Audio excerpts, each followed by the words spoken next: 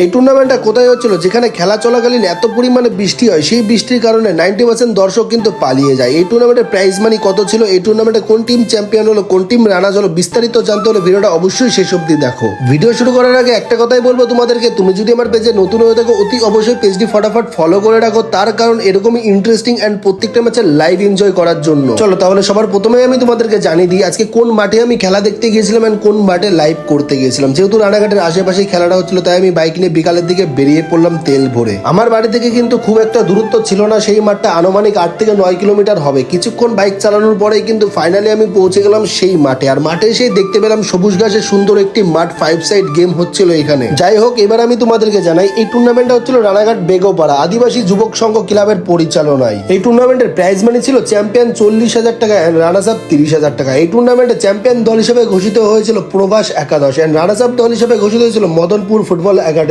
আর হ্যাঁ, এই টুর্নামেন্টের প্রথম ম্যাচ থেকে শুরু করে লাস্ট ম্যাচ অবধি কিন্তু আমার ফেসবুক পেজে লাইভ হয়েছে সরাসরি। যারা মিস করেছে অতি অবশ্যই এখনো পর্যন্ত দেখে আসতে পারো।